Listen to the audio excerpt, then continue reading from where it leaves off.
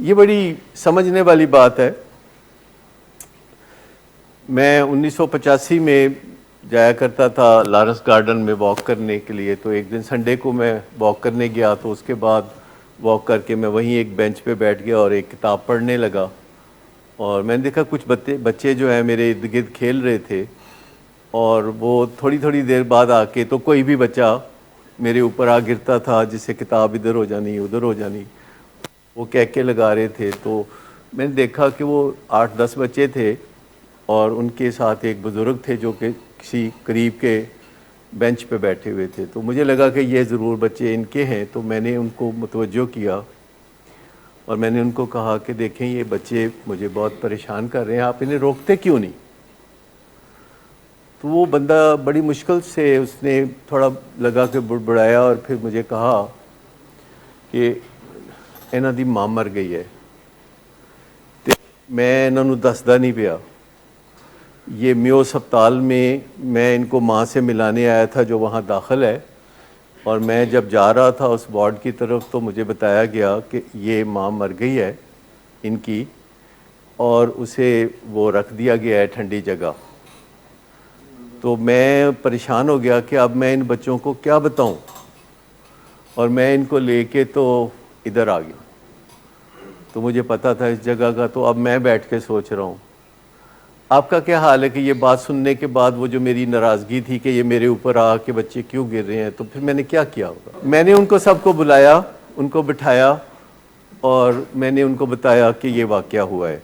बच्चे ऊंची ऊंची रोने लगे, मैंने उनको थोड़ा प्यार किया और उसके बाद जो है वो लोग वहाँ से चले गए, क्योंकि मेरे ज़हन में सारा ख्याल ही बदल गया। मुझे किताब भी भूल गई, मुझे गुस्सा भी भूल गया। एक नज़रिए की जो तब्दीली होती है, ये इसके अंदर बहुत ज़्यादा केमिकल चेंजेस होती है। ये नज़रिए की तब्दीली तब भी आती है जब आप पहली दफ़ा नशा करते हैं और कहते एड्डे आसानी दे नाल अच्छा महसूस किया जा सकता है, तो फिर एड्डियां मेहनतां करन दी की ज़रूरत है। तो उस नज़रिए पे बंदा चल पड़ता है। फिर जब बेइज्जतियाँ शुरू होती हैं, फिर जब अनेबलिंग प्रोवोकिंग होती है, फिर जब परेशानियाँ आनी शुरू होती हैं, जब दिन रात नशे के चक्कर में घूमना पड़ता है, तो बंदा महसूस करता है। लेकिन नज़रिए की जो तब्दीली है वो फिर किसी ख़ास दिन आती है, किसी ख़ास वाक़े की वजह से आती है। नज़रिए की जो तब्दीली है, देखिए एक फैमिली मुझे कह रही थी कि हमारा मरीज़ जो है वो अल्कोहल पीता है लेकिन रमज़ान में नहीं पीता। तो इस दफ़ा भी रमज़ान आया तो उसने शराब छोड़ दी है, तो अब हमें लगता है कि रमज़ान के बाद भी वो नहीं पिएगा। तो मैंने कहा कि देखिए, जिस वजह से उसने शराब छोड़ी है, उस वजह की, उस रीज़न की जो एक्सपायरी डेट है वो 3 मई को ख़त्म हो जाएगी, और उसके बाद एक नए रीज़न की ज़रूरत होगी। उसके बाद एक ऐसे रीज़न की ज़रूरत होगी कि जिसकी एक्सपायरी डेट अनलिमिटेड हो।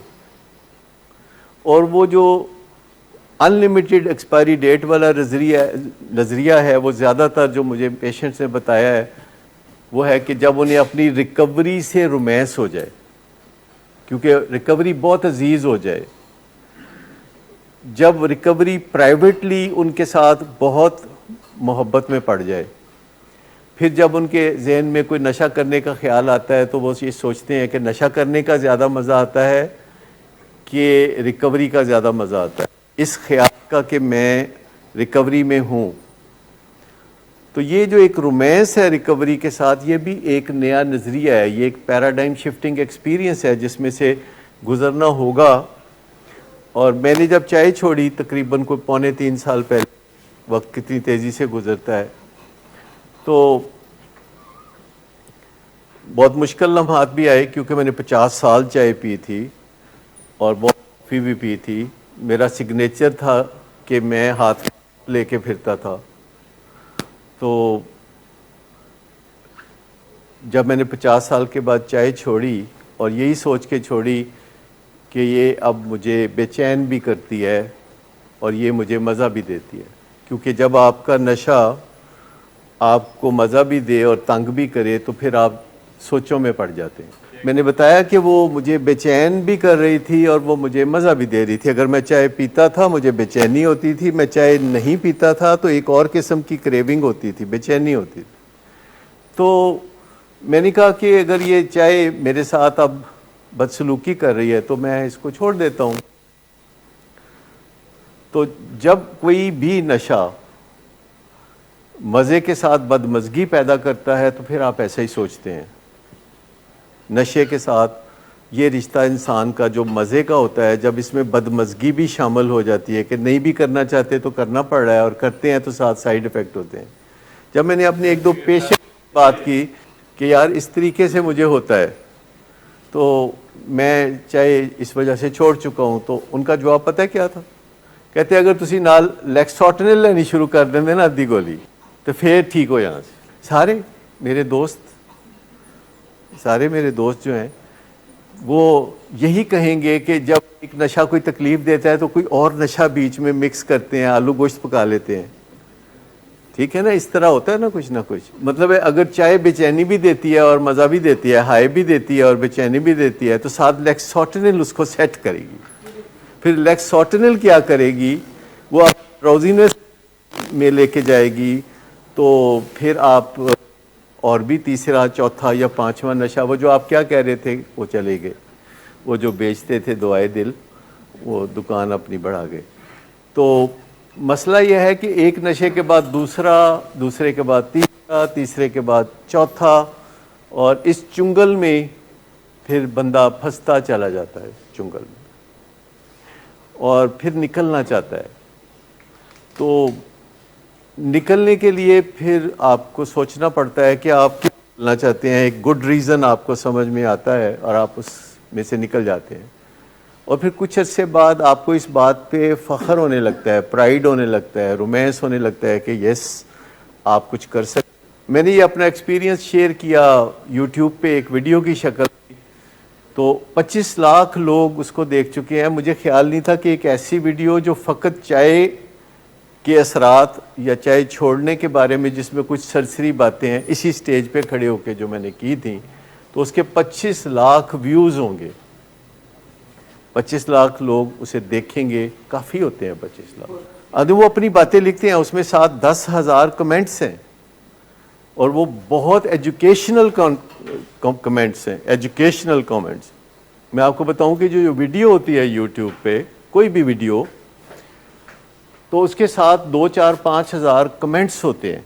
पर लोग अपना एक्सपीरियंस शेयर करते हैं तो एक प्रोफेशनल को पता चलता है कि ये तो मेरी साइड है, तो ये दूसरी साइड क्या है, लोग कैसे सोचते हैं। Good afternoon sir. Good afternoon. Sir एक क्लाइंट बहुत देर से आपका इंतज़ार कर रहे हैं। क्या? तुम्हें किसने कहा था अपॉइंटमेंट देने को? सर कल शाम आप ही नहीं तो कहा था। झूठ बोलती हो तुम। मैंने तुम्हें कब कहा था? तुम सब झूठ बोलते हो मुझसे। शराब नोशी की वजह किरदार की खराबी नहीं, मूड की खराबी है। शराब नोशी कभी भी नशे की बीमारी में बदल सकती है। नशे की बीमारी हर स्टेज पर काबिले इलाज है। मदद हासिल कीजिए, क्योंकि वो ऐसा नहीं करेगा। विलिंग वेज से मदद हासिल कीजिए, कहीं से भी मदद हासिल कीजिए, लेकिन फौरी मदद हासिल कीजिए। जिस मुआवजे के इंतजार में आपने बहुत देर कर दी, अब वो दस्तक दे रहा है। मदद हासिल कीजिए, मदद हासिल कीजिए, मदद हासिल कीजिए।